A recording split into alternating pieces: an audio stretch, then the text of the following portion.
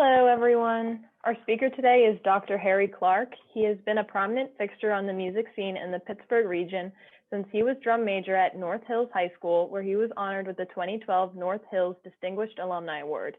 He received his bachelor's from Duquesne and his PhD in education from the University of Pittsburgh, where he has also served for over 30 years as a member of the Jazz Seminar Committee.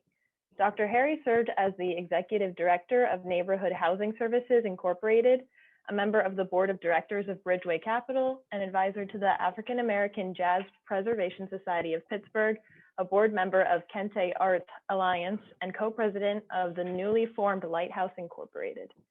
Dr. Harry was instrumental in founding the Pittsburgh High School for the Creative and Performing Arts, CAPA, the first public arts high school in Western Pennsylvania, where he served as principal. Dr. Harry has served as president of the International Network of Performing and Visual Arts Schools, a professional arts advocacy organization with membership from schools across the United States and Canada, as well as schools in the United Kingdom, South Africa, Australia, and Chile. Dr. Harry, due to his expansive career, is the recipient of countless awards for his accomplishments, including being inducted into the Duquesne University's Century Club of Outstanding Alumni, and being honored by the Senator John Heinz History Center in association with the Smithsonian Institutions Award as a 2019 History Maker in Education. Everyone, please give a warm welcome to our speaker today, Dr. Harry Clark. Woo! Thank you.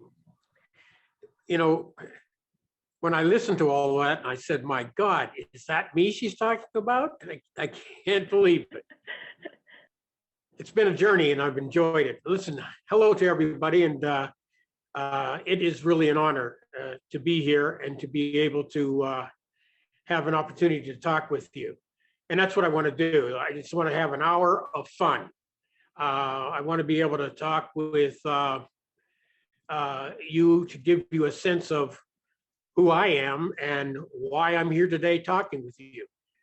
First of all, before we get into the nitty gritty, let me just tell you that a little bit about me, because what I'm going to do is run a parallel kind of a pathway between myself, how my life was impacted, and the various things that took place in that journey that impacted me and that allowed me to be able to achieve some of the things that you've heard in the introduction.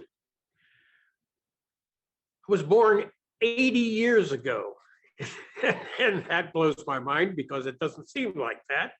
But I was the firstborn of 4 children.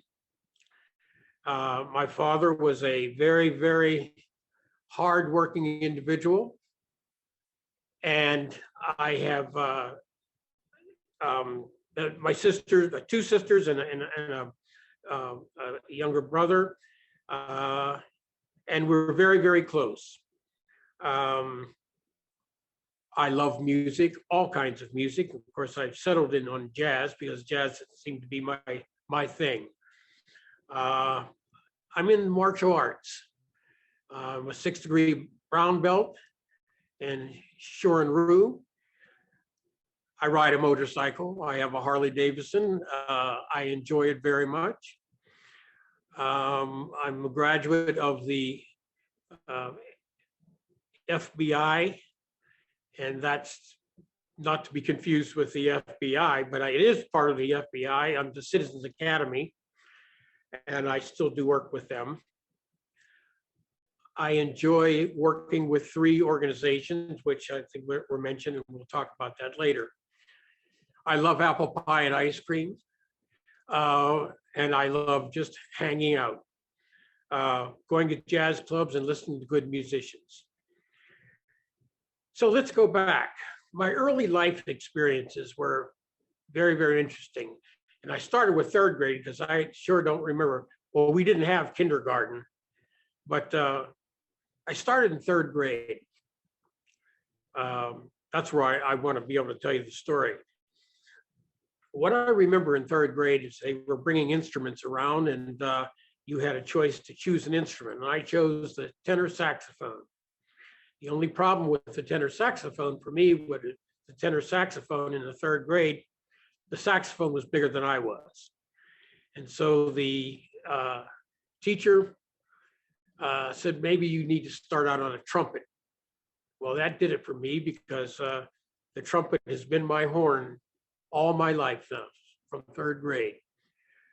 My experiences coming up through the school, the grades in school, for me, it was very exciting because music was always a part of it.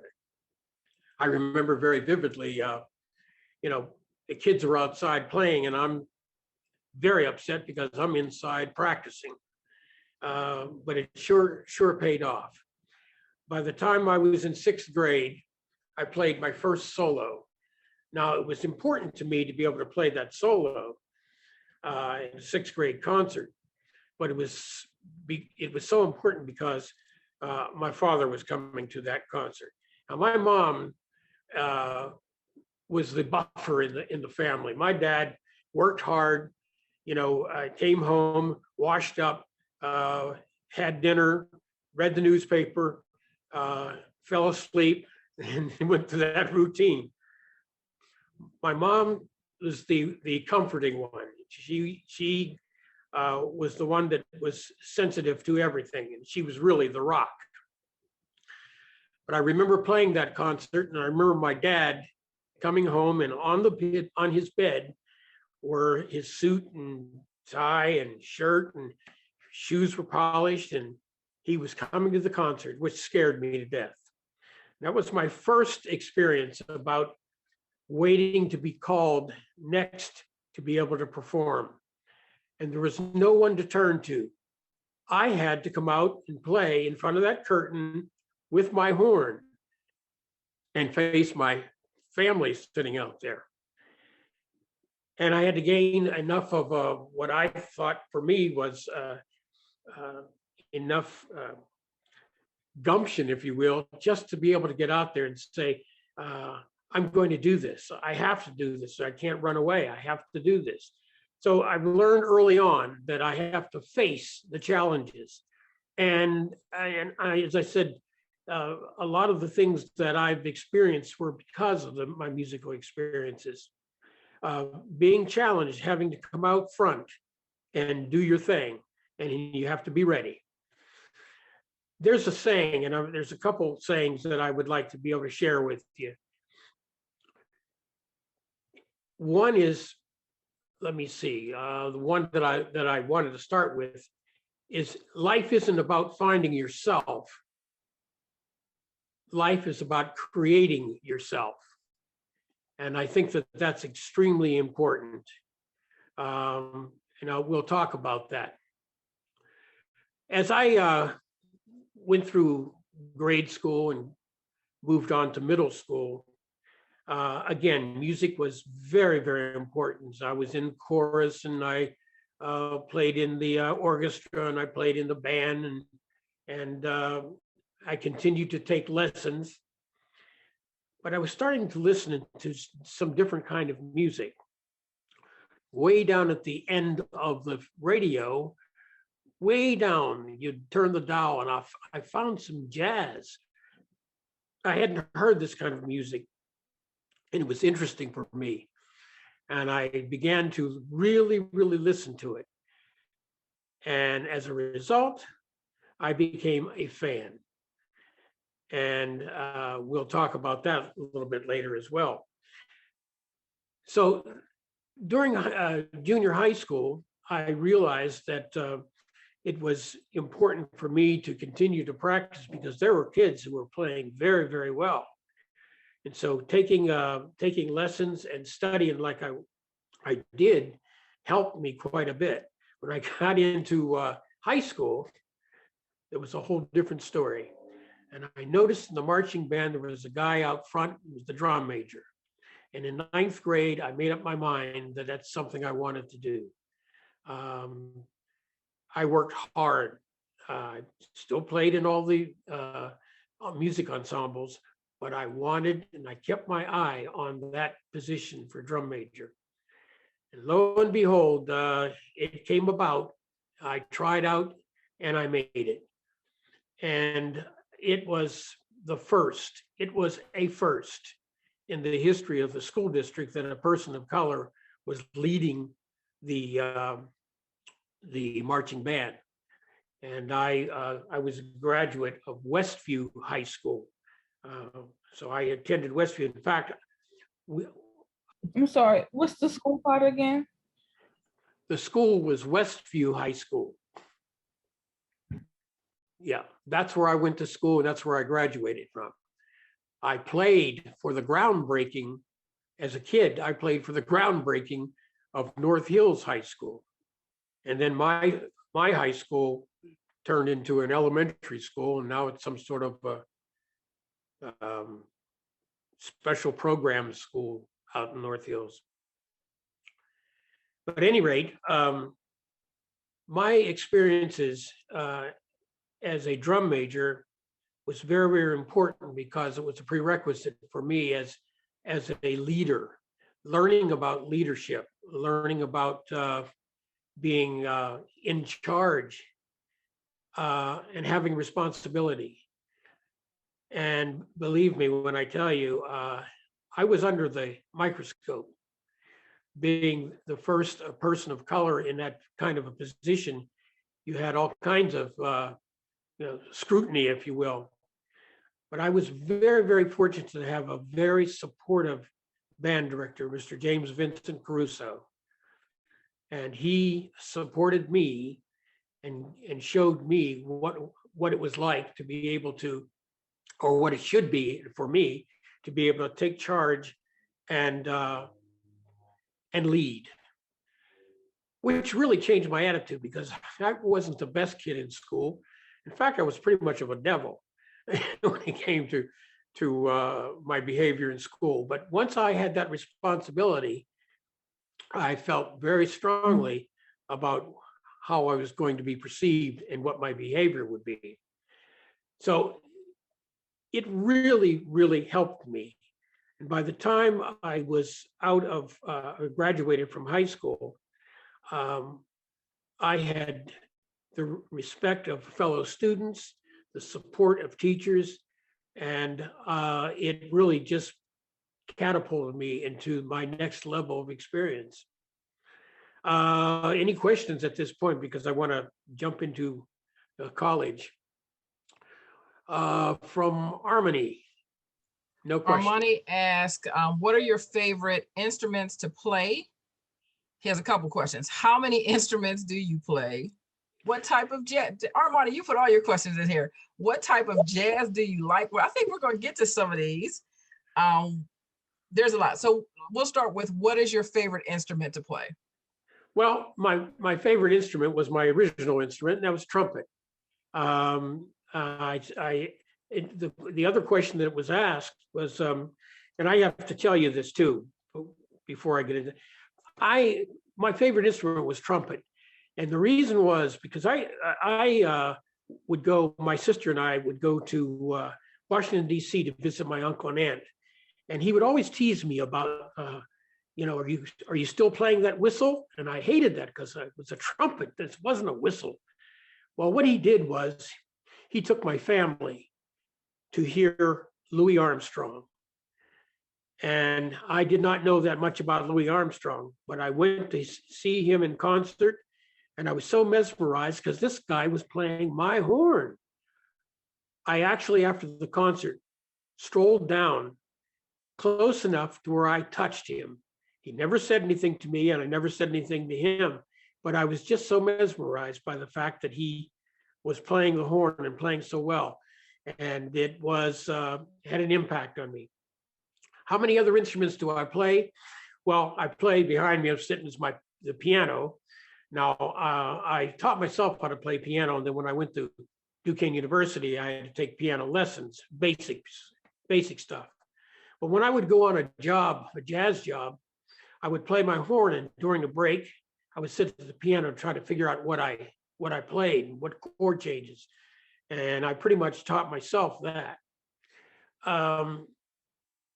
During the course of my classes at Duquesne, I was exposed to the violin, the string family. I was exposed to the woodwind family and the brass family and the percussion family. So we had to perform and write for most of the instruments that you would find in the orchestra, if that answers your question, Harmony. So We have one more. I'm sorry, one more question in the chat really quickly. Can you imagine your life without music being deeply involved? absolutely not. I don't know what I would have done had it not been for music. I have no idea. I haven't a clue. Music has been that part of my life that, as I said, if it wasn't for music, I don't know where I'd be or what I'd be doing.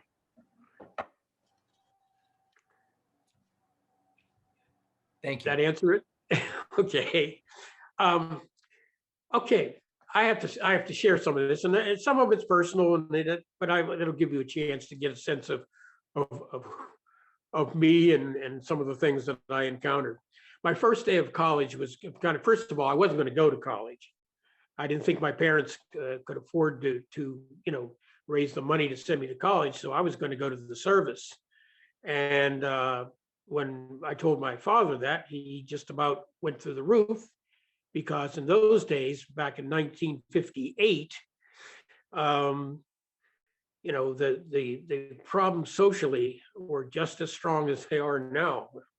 And people of color going into the service had little to no opportunities.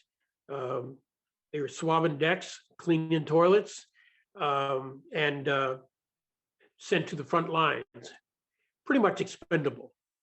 And it was a sad situation, but I was clueless. I wanted to get into the jazz band, or one of the music departments in the service, and perform that way, but it didn't happen. My dad and I guess my mom, they talked together, and somehow, and I can't remember how, I checked with Duquesne University, and they put me on probation. I had to take a test, and lo and behold, I did get accepted. Fast forward, I'm now in their Hall of Fame, and that's the Century Club. So, a lot of things happened because of that exposure and that experience. But I can remember this as a kid, going to my first class at Duquesne University and having to take the money up to pay for the tuition. And by the way, tuition was like $12 a credit. $12 a credit. So, but that was big money then. And my dad put the cash in an envelope with a rubber band around it. And I would take it up and pay them and get my schedule. My experiences at Duquesne University were fantastic because I ran into other musicians that had various types of experiences. Some of them certainly played, or a lot of them played much better than I did. And so I was able to learn from them. There were sessions that went on. We weren't allowed to play jazz, by the way. It was forbidden. We could play classical music, we could not play jazz. So we sneaked. We'd go into a practice room and play jazz, and we always had a lookout to make sure that the teacher wouldn't catch us. Well, that has certainly changed because over the years, jazz is an integral part of the offerings at Duquesne University. But during the course of my life at Duquesne University, the first day I met a young lady that was with a group. She was a student, and her name was Barbara. And that was my first introduction to the love of my life, because that's how it turned out to be. She went to Duquesne for education, and I was in the music school. And she didn't know it, but I knew that she was going to be the one that I wanted to marry. and it happened. 4 years ago, this coming April, she passed away. And but she still is very, very close to me and very close to my heart. And she certainly taught me a lot. And over the course of our 50 years, we grew together, and out of that we had four. I'm sorry, not four, two. We had two daughters, and Dina and Terry, and then we had four grandsons. So I had the opportunity, as I said, to play, to write music, to learn the history of music, and I actually played my way through college. That was important for me. Did you teach your family to play instruments? That's an interesting one. I missed your name. I'm sorry. But did I? No, actually, my daughter, my youngest daughter, wanted to take piano, and that's very, very difficult because there I was. Every time she played the wrong note, I would run into the room and say, "Oh, no, no, no, no," and it was really a lot of pressure on her. And so I got her to take private lessons, and she had a lot of talent, and she actually ended up going to my school. But she transferred from music to art. She could draw and paint you as you sit. That's how talented she was. She used to put pictures together, draw pictures, paint them, and sell them. When she was about 12 or 13, she had a business where she had children's cards, children's greeting cards, and a part of Hallmark, I believe.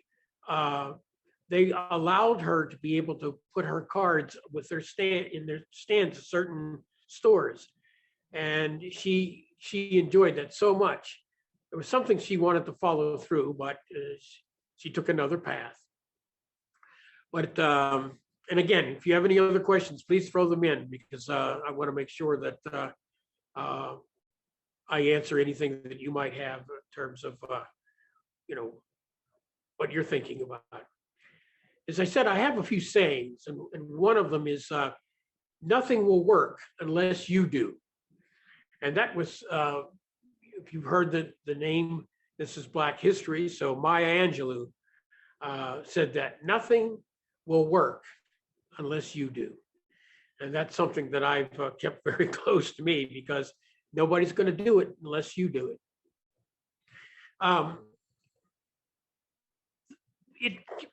Actually, by the time I was getting ready to graduate from college, I was trying to find out what was I going to do? Where did I really want to go after college? I had this dream of wanting to play with Count Basie, a big jazz band that was very popular, or one of the bands where I could travel and do that whole thing. No, that wasn't it at all. What I really found myself wanting to do was to be a teacher, to teach music. And as a result, I graduated from from college, and I went to the Pittsburgh Public Schools, and I substituted for 1 year. And after that year, it became a thing for me that I knew that I wanted to teach, and I got a position at Belmar Elementary School in Homewood, and that's where I started my career. I saw a question pop up on the screen, and I'm sorry I missed it. It's okay. They answered it for me. What did you say after that? That's a person's name, not a band, but he had a band playing with him. Oh, Count Basie, yeah. Okay, Count Basie Band, or Count Basie and his band. Count Basie his name was William Basie, and they called him the Count, just like Duke Ellington was the Duke. Um, there were a number of big jazz bands at the time, and I would have loved to have had that opportunity. But I really found my calling was in teaching, and I wanted to have the impact on students the way my band director had the impact on me. And that was to take the students under wing and give them some experiences where they were having fun. And I actually experienced that through my career in teaching. I loved elementary school because the students were open. They were so ready. They were thirsty for new adventures. And I recall my first year at Belmar Elementary School, we did West Side Story. I rewrote the music. I brought musicians from my days at college, and we actually did West Side Story.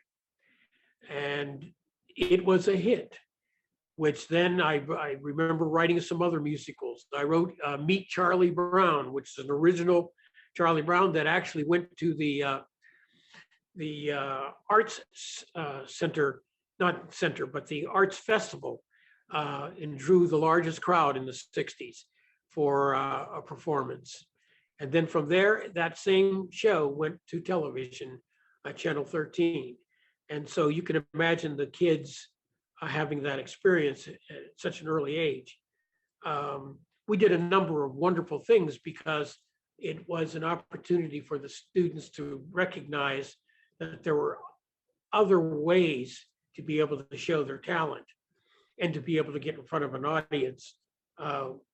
It was just, I had more fun working with students.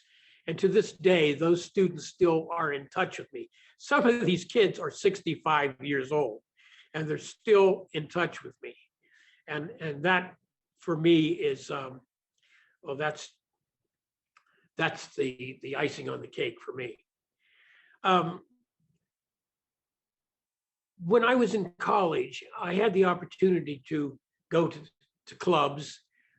When I was in high school, I tried to sneak into some clubs, but they would throw me out, and I'd have to stand in the alley up in the Hill District, the Crawford Grill, and look through the back door, because in the summertime they'd leave the door open for extra ventilation. And so I saw a lot of great jazz musicians. I only saw their backs, but the music was incredible. I came in contact with a number of musicians that came to the Hill. And by the way, the Hill District was like its own little city.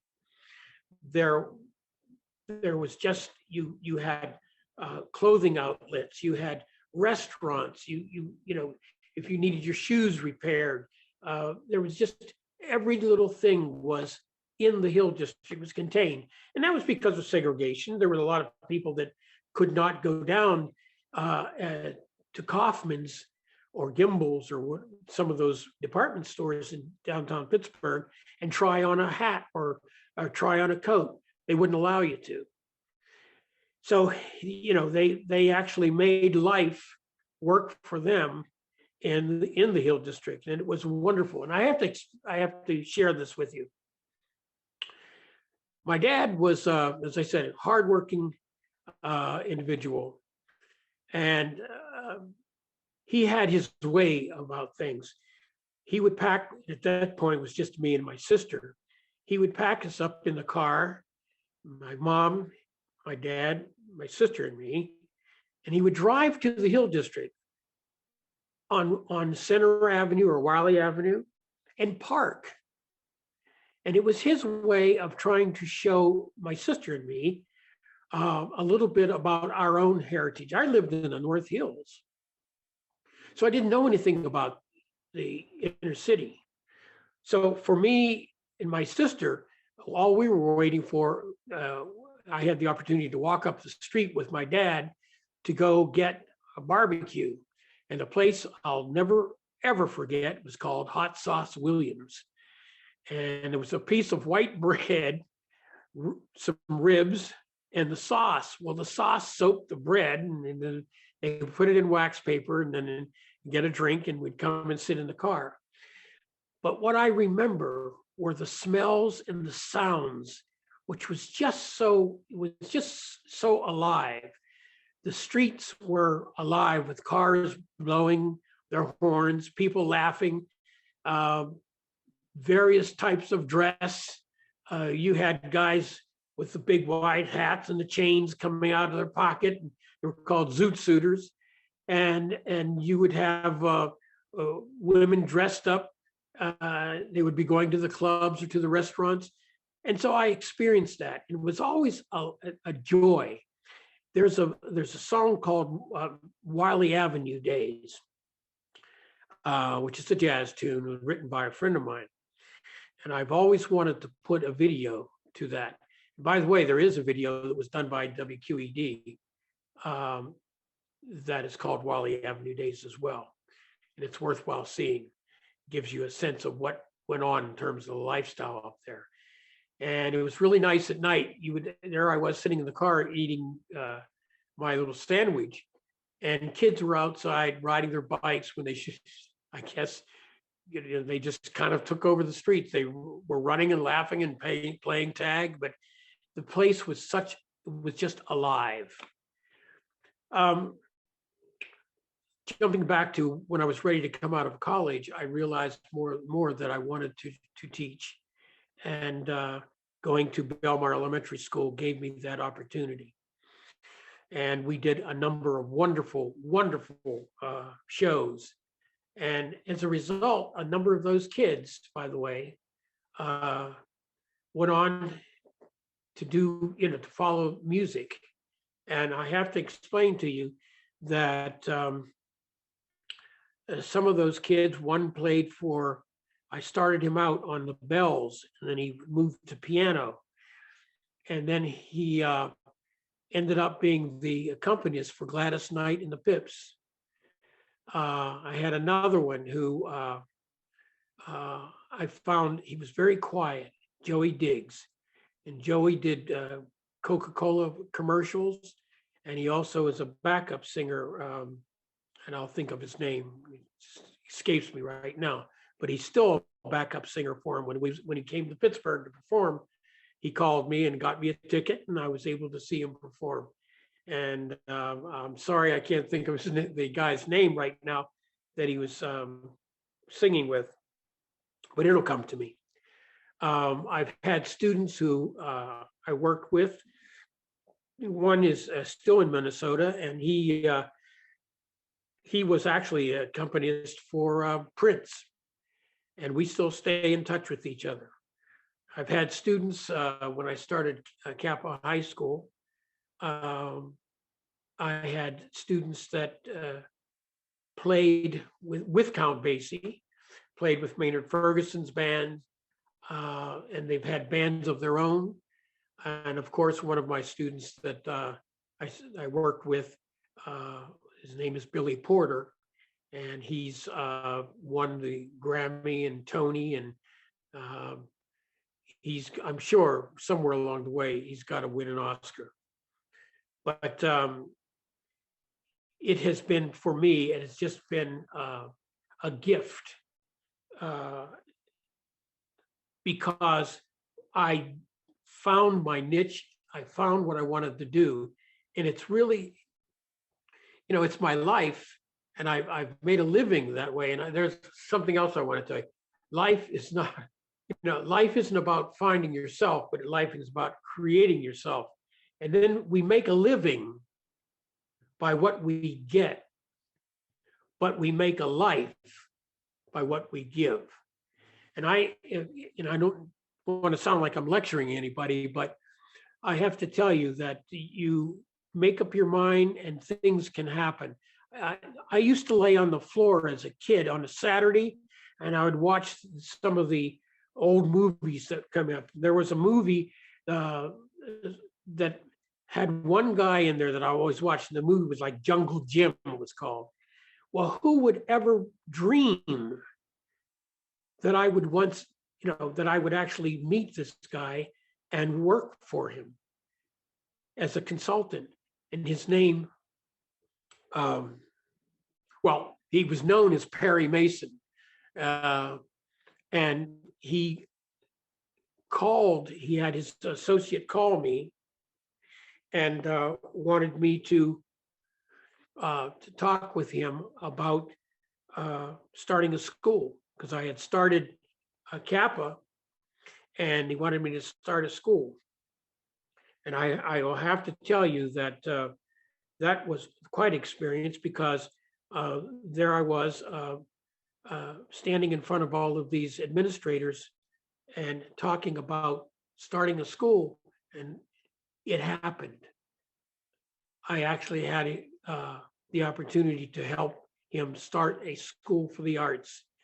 And that gave me the opportunity to travel all around the country, helping other organizations and school districts to start schools.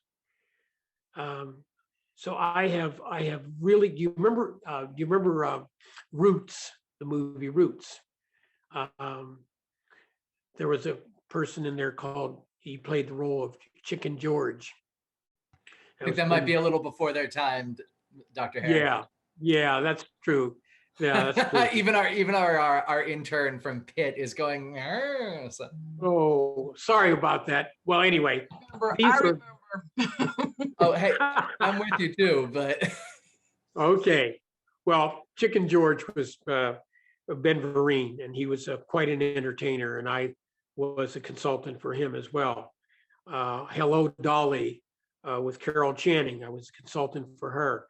But I'm saying all this to say that you never know where life will take you, and it was such an honor for me to have had the opportunity to be able to speak with other people and learn from other people, because every time I met someone, there was always something I could learn from them.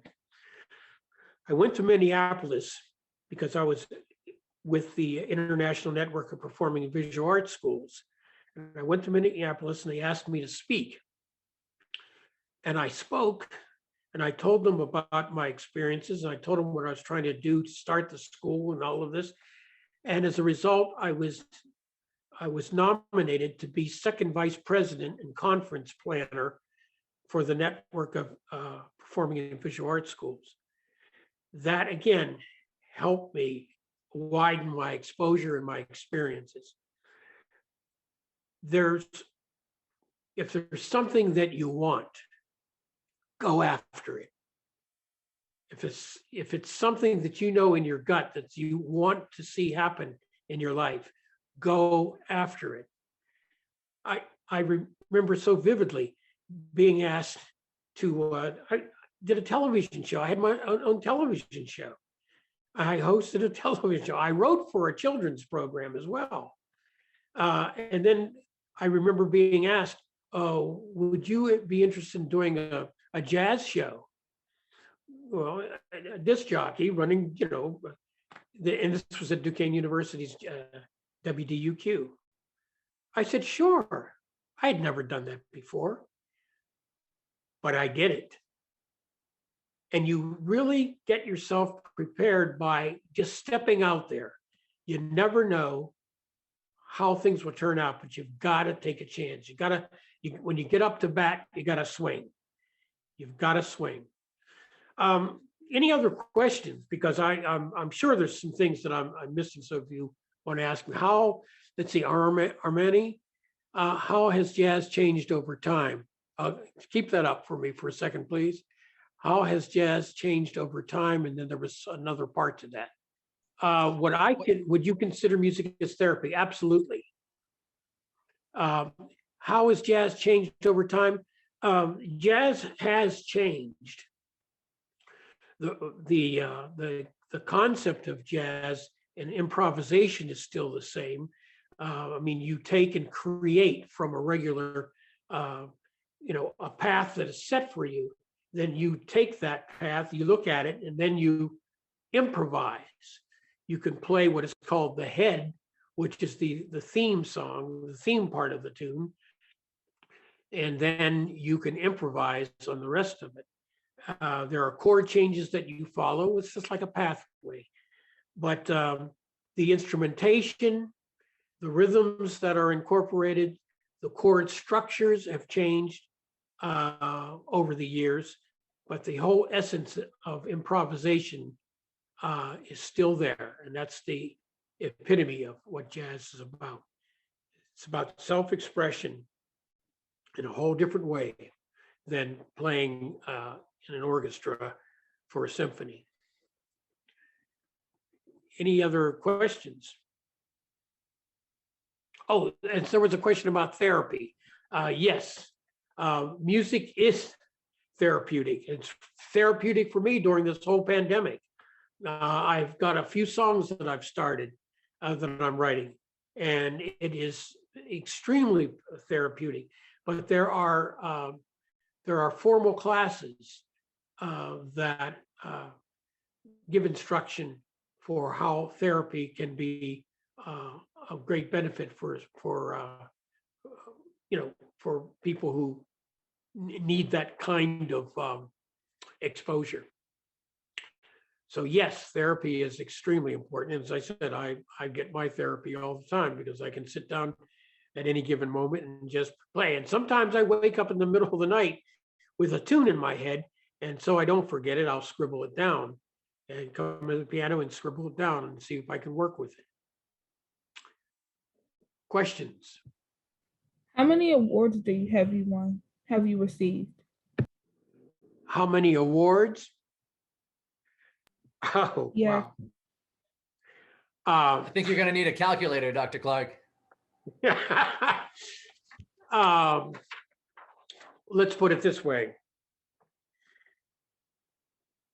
1, 2, 3, 4, 5, 6, 7, 8, 9, 10, 11, 12, 14, 15, 16, 17, 18, 19, 19. And that runs from probably the biggest one for me was being called to be involved with the Heinz History Center. That was huge. I never expected to be involved in that. The next one was the Jazz Legends. To be involved with so many jazz legends. And when I'm talking about jazz legends, and these are names, and I know that you won't know, but you might know George Benson. And I remember when George Benson was a little kid playing bongos in the corner in the club till he graduated to guitar, which he was just fabulous as a little kid. But there were so many great jazz musicians that came from Pittsburgh. And as I said, I mentioned George, Adam Wade was not so much jazz, but he made his way out of Pittsburgh. And a lot of these musicians, by the way, Art Blakey, Kenny Clark, these jazz musicians made it out of Pittsburgh, and then they went on and they found that they were so well received in Europe, and their color meant nothing. They were so well received and honored and respected for their music. It was very, very difficult for them to get the kind of recognition here in the United States because, you know, segregation and all of that was still going on, and it made it difficult. And there's a lot of stories, you know, that have been told. The great Earl Garner, who was just right from East Liberty, and went to Westinghouse High School. Ray Brown, great bass player from Pittsburgh, and went to Shenley High School. Oh, there was just so many. And some of these musicians I had the opportunity to meet. And it, for me, as I said, this experiencing the wealth of talent and creativity that was in this city is just unbelievable. And I also have to tell you that it was equally exciting for me to realize how much talent there was where there still is in this city with young people coming up nowadays. There's so much talent this city has to offer, and I don't know whether it's the water or what, but there's a lot of talented students given the chance. They too can be famous. I'm looking at the time, and I wanted to ask if there's any other questions. I'd be glad to to try to answer them. Monty said, have you ever performed in a live concert? Oh, yes. Oh, yeah. Yes, I have. I'll give you a story real quick. I was hired to play trumpet and flugelhorn. Flugelhorn is like a wider trumpet. It has a little mellower sound. And I actually got paid twice for it. It was at Heinz Hall. And the person I was playing for, she starred in Pearly. Oh, I'm sorry, I can't think of her name right now, but she starred in Pearly. Melba Moore. And she starred in Pearly. And so I was playing. I came on stage to set up my horns and set up the music. And in the audience, somebody said, "That's Dr. Clark. That's my principal." And everybody started laughing and clapping. But it's really funny because kids don't normally see their teachers any other place but in the classroom or in the school. So it was exciting. I played for the Dells. I played for the Manhattans. I missed playing for Aretha Franklin because I was out of town. But I did get the call to play for Aretha Franklin, but I missed that one. I would still lose sleep over that. Oh, absolutely. Absolutely. Yes. And I remember when they What was first she opened. like? I'm sorry? What was Aretha Franklin like? I never played for her. I missed it. I never played for her. I missed it. I was out of town and couldn't perform with it. I got the call, but I couldn't be there. I played for Brenda Lee, who, no one, you have to look that one up. And that was when they first opened up the Civic Arena. And we were in a band that was the opening act for so whoever was there, some country person, I don't know what, but Brenda Lee was the person we played for. So I've had those experiences, and I've played a lot of college gigs and played my way through college actually myself to pay for my college. So that helped quite a bit. I'm trying to think if I missed, if there's any areas that you want me to respond to, I'd be happy to. I know one of your points is adjusting to a changing world. Do you want to cover that? Because I'm sure from the time you started your career to where we are now, there's a couple changes maybe. Thank you. Yes. It is. It's been a changing world. And as we've looked at the experiences in these past few years, you can see that the world is always changing, but drastically in a number of ways. I guess what I'm trying to say to you as you're looking at yourself and your future and careers, there are more opportunities, even though it seems like it's tougher. There are more opportunities out there, and there are more people that are being very creative in the ways in which they're developing their own careers. And technology is extremely, extremely important. Understand the technology and what it can do for you. It certainly has affected in a number of ways our music and the way music is played. I mean, there was, an electric bass was unheard of when I was coming up. But now you've got all kinds of electronic equipment, and you play the music that way.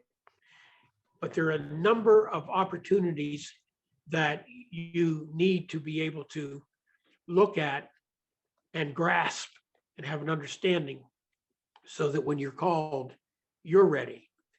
The other part of that is that, you know, the whole challenge of this, our social existence with each other there's still a problem. And we need to be aware of that, acutely aware of it. As we're looking at opportunities, sometimes you have to make your own opportunity. I was very, very fortunate to have people that stepped up and spoke in my behalf. And also that I had the chops, if you will, to be able to take over and do what was expected of me, not only as a teacher, but as an administrator and as a performer. Those things can come to you, but you have to be prepared. And this changing world, as I said, it's changing very, very fast. And I think if you don't get on board, you know, the bus will pull out of the station, you'll be standing there. And I don't mean that in a negative way, but you really have to move. You really have to get yourself prepared and take a look at what's ahead of you. What are some of the possibilities? I never, ever thought that I would be in a situation where I would be doing television and writing scripts. But I did. I had that opportunity. I never thought that I would speak in Washington, D.C. in front of all of these people at the Watergate. I mean, there I was. And I could not believe, but there I was. What is the relationship with the flugelhorn and Nelson Harrison? How do you go together with that? Nelson Harrison went to Westinghouse High School. I went to Westview High School. We met, we were 14 years old, and we had some sort of a state concert or something. And I came from the North Hills, so there weren't that many blacks, a handful. But Westinghouse, I had not seen that many blacks. And we were at Westinghouse, and that's where I met him. And that's where I was exposed to so many talented Black musicians. Paquita Sharp on flute, Nelson trombone.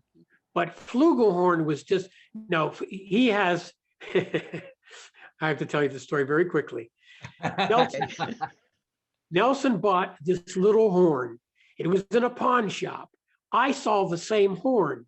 I said, oh, I think I'd like to buy that horn. When I went back to buy the horn, my student who worked there, who played the role of Charlie Brown, was a grown man now, he said, oh, Mr. Harrison bought it. And I teased Nelson because he took that trombetto, he calls it. Yeah. And he's been playing that in different gigs. But yeah, Nelson and I, we've known each other since we were 14. And that's where I had a newfound respect for what Westinghouse was about and the number of great musicians that were turned out by the instructors there. It was absolutely incredible. So, and we're still friends to this day. Which of your two daughters is the artist? The younger daughter, Terry, she just had a natural, just a natural, she was just drawn to. I remember we went to see one of our relatives who was ordained as a minister of some sort. Anyway, we were in church and she was young, sitting there, and she could see and everything. And my wife had in her purse little things to keep the kids busy.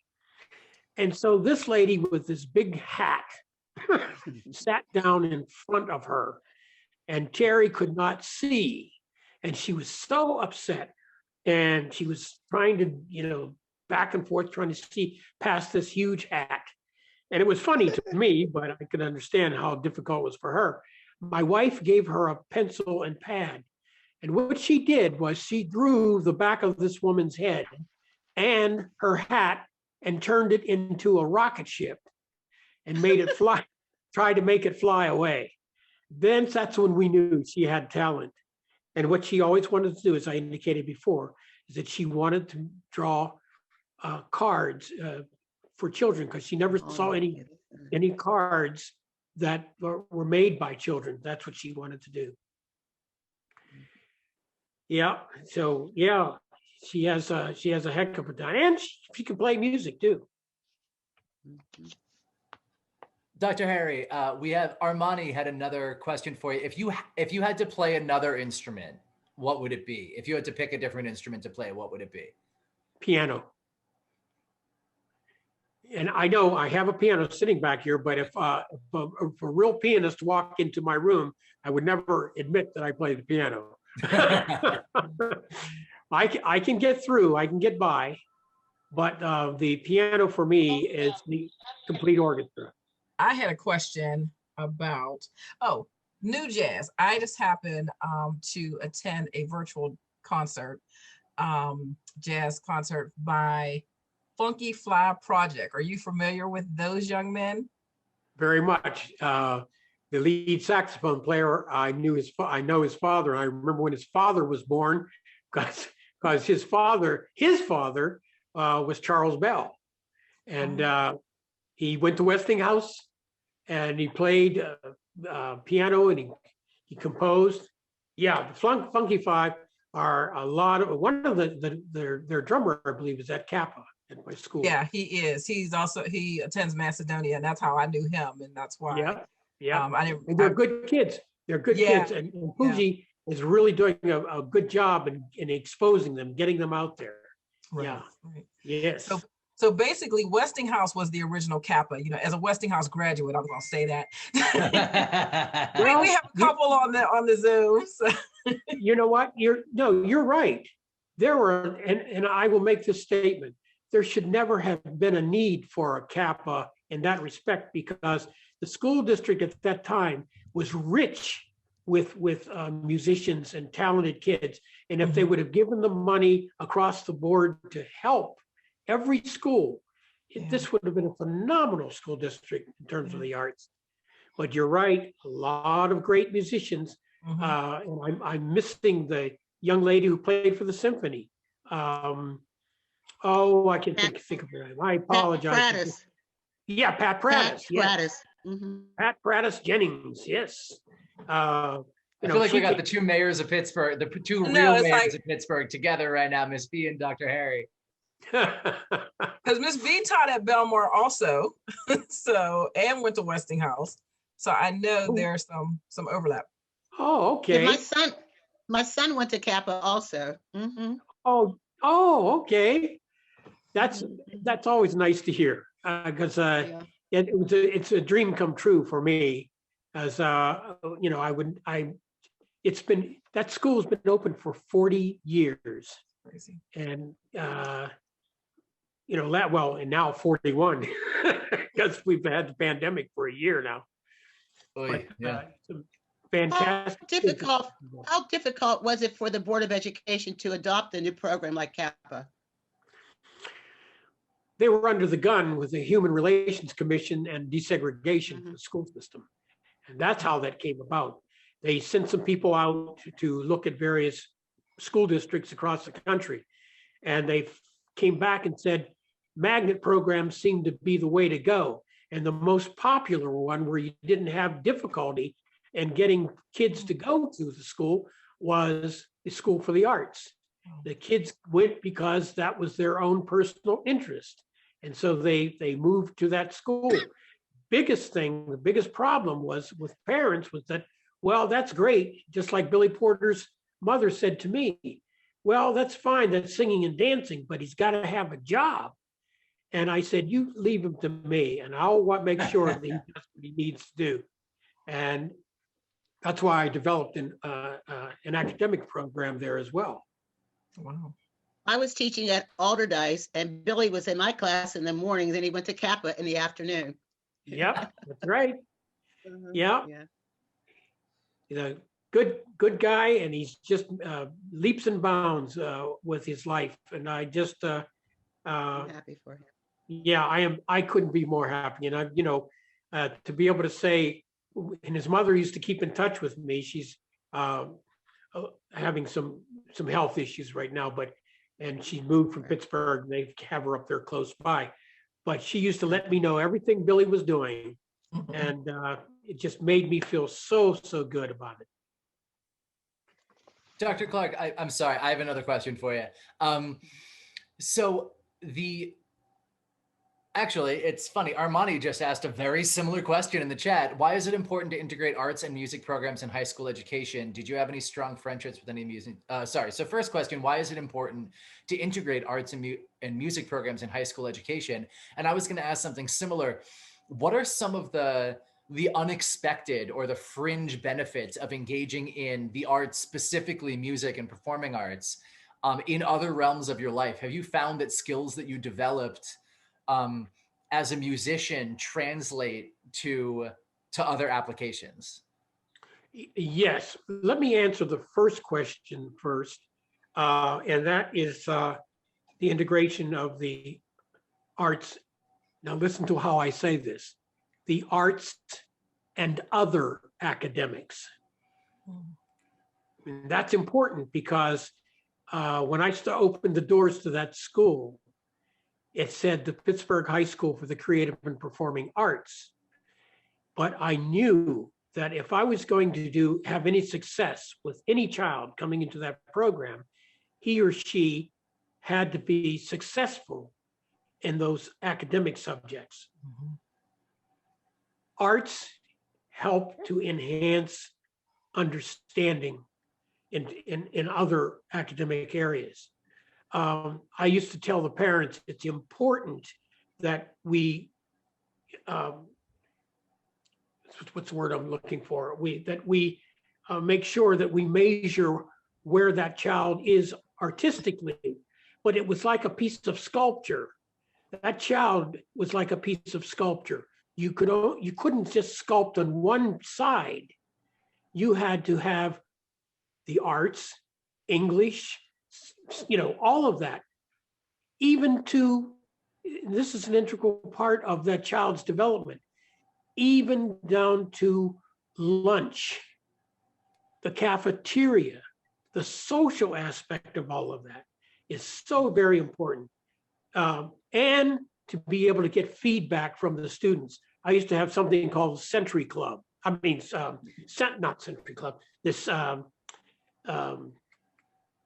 center, it'll come to me and I can't think, but what it was once a month, I'd have all the students, no teachers. Teachers would have a meeting, and I would have all the students come down to the auditorium, the last period of the day, bring their coats, books, everything. Then they had the opportunity, and I sat on a high stool down in front with a microphone. The kids had an opportunity to ask me questions or to talk about concerns of theirs or a problem. And boy, was I under the gun. I mean, they beat me up like crazy. You weren't allowed to talk about any particular teacher.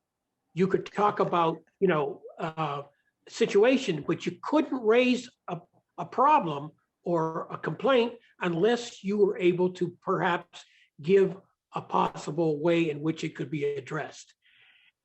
That gave the kids some sort of a stakeholder position in what was going on in the school. Boy, they beat me up though, because I was the only principal. So they said, well, there's this principal at our school. So everybody knew who it was. But I learned a lot because, and you notice one of the things that I said was my students, my teachers. And I meant that to mean my students who were my teachers. My students were actually teachers in many ways. If I could just keep my mind open and listen to some of the things that they had to say, I learned a lot. So now I'm not sure that I addressed your second question. which was your first question. Oh, it was just, how do you find that that skills that you developed in music, or skills or techniques or anything that you developed in music, habits, have applied unexpectedly to other areas of your life? Being confident of yourself to be able to step out into an area that you're not familiar with, but to pull on all of your past experiences to help you negotiate that new experience. I'll give you a perfect example of that. And of course, this is early on. To be the drum major of a high school band was to be like a Tony Dorsett, or again, I'm dating myself, but and that was how the band was, and the drum major was, wow, he was held. And I had to run through that band down the field, throw a baton in the air, catch it, and if I dropped it, we were going to lose the game. I mean, that's the kind of pressure I had as a kid coming up. But then other aspects of taking those experiences and being able to get in front of, I meant to tell you, I told you Perry Mason, his name was Raymond Burr, and I apologize that I did. There I was meeting Raymond Burr and talking with him. I was scared to death. He sent a limousine to pick me up in California while I was trying to run this conference. And here I am being brought to the West something hotel, huge plants, man-eating plants, people standing around with coffee and drink. And I was coming to breakfast to meet with him. And I was scared to death because I'm just a little guy from Pittsburgh. What did I know? Here's this guy that I used to watch on television. That was so exciting. But you know what? When I got close, there was a voice that said to me, he's only a man. Mm-hmm. And I walked in and he said, Dr. Clark, I presume. And I said, Mr. Burr. And he said, have a seat. And it was, we just connected from then. I have to, again, I don't mean to, but this I have to share. Raymond Burr, nobody really knew this, but he was always for the underdog. And he said to me, I would like for you to come down to Florida. And I'm trying to think of up in the Panhandle. I can't think of it. The Panhandle. He was working with kids down there, and he wanted me to come down. He also worked, of course, in California, and in Watts during the riots, when things were burning. They said to him, "You can't go there." He said, "No, my kids are waiting for me," and that's the kind of individual he was.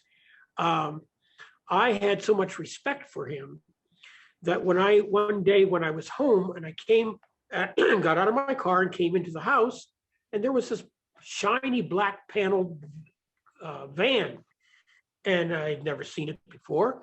And a gentleman gets out and he opens the back door of his van and he reaches in and he brings out this man-eating plant and something else under his arm, and he's headed to my porch.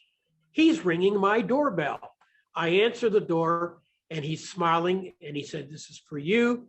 And I said, "Do I have to, I give?" No. I thought I had to give him some sort of here it was from Raymond Burr, who apologized for not being able to see me off when I flew back home. Oh. He gave me a plant and a huge thing of champagne and an envelope with a check in it that I didn't ask for, which made me just tear up. I sent him a birthday card a year or so later. Then he became ill and he was on his deathbed. And I didn't know this till a year or so later after he passed away. And I still get my throat burns after hearing this. I was told a year later that he said, "Remember me to Harry Clark." Oh. Oh, Yeah, and my throat is burning now. Remember me to Harry Clark. Who does that? And I didn't do anything, but that's where I'm blessed. And that's why it's so important for me to share with anybody who says, can you help me? You know, especially in this business. Um, I love the kids. As I said, I have kids that are in their 60s that are still in touch with me. One has already invited me to a Zoom birthday party. You know, just, but it's the connection with these kids and the experiences they had and what they're doing. And you know, what's so exciting for me is when I look at some of these students, they tell me they are actually teaching at CAPA High School. wow. They've graduated from CAPA and now they're teaching at CAPA. So that, I think, you know, I say to myself, well, I did something, you know. Now what, you know, what's next? You know, what's next? But if it wasn't for the arts, I don't know what I would be doing. It certainly has given me self-confidence. It has allowed me to reach out and say, you know, if you don't ask, you'll never know. I have to share this, so you can keep this under your coat. Because the Hill District was so, you know, it was just so noted for the jazz entities up there, and the Crawford Grill being one. I wanted to, since the Penguins have been working on developing a certain aspect of the Hill District, the Lower Hill District, and they were in contracts with the Hill District to be able to give back to the community. And of course, when they tore down the Civic Arena, that whole area is being developed again. And I said, I really would like to see a jazz club develop there, and I would like to see a jazz museum.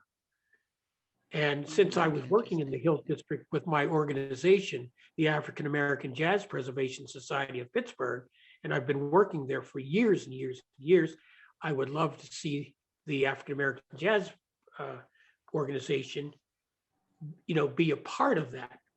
So I mulled over and I said, why not? And when I received my award from the Heinz History Center, so did David Morehouse, who's the head of the Penguins.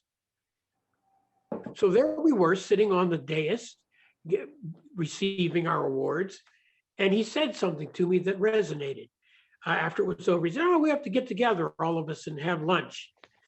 So I said, you know what? I'm going to ring that bell. I called him, I set up a meeting, and he was in a hurry to, you know, but he set up some time for me. And I told him what I wanted to do. And before I could finish the idea, he took it and ran with it because he thought it was a great idea. I am now, or I had been before the pandemic, in meetings with key people in developing something for that development that they're doing down there. It's been a while since I've been contacted. I went to the mayor and got support from him because I knew Peduto from back in the day when we were on boards together. So we had an understanding of each other, and he was very supportive. So I guess the music says, why not? My music experiences says, go do it. My music experiences said, you've got to go out and play in front of these people. There's no turning around. I had the same experience stepping into the ring as a martial artist. No one else was in that ring but me, my opponent, and a guy who was going to monitor it called the ref. And what was I going to do? Go hide in a corner? I had to get in the ring and I had to fight. And believe me, it really tests your mettle, if you will, as to whether or not you've got it. And if you don't, you've got to challenge yourself to say, I'm going to do it. And I think I've had that kind of attitude ever since. Um, you know, jumping on my motorcycle has been a fantastic experience because it brings the music, which I have tuned into, when I'm riding. It also brings in my whole respect for nature, and the respect for people who smile at you and give you a thumbs up because they like your bike. you know and all of that is important because you made a choice and you are a product of the choices you make. And I don't know if any of the students are still around, but I'd like to close out by saying this, and this was important. If you don't go after what you want, you'll never have it. If you don't ask, the answer will always be no. And if you don't step forward, you're always going to be in the same place. Love that. So Thank you. That aligns perfectly. Miss Carla always said the closed mouth doesn't get fed. So that's that it. is I think a perfect way to conclude. Dr. I almost said Dr. Clark, Dr. Harry, thank you so much. We really appreciate you. Can we have a quick cameras on, mics unmuted round of applause for Dr. Clark, please? Thank you.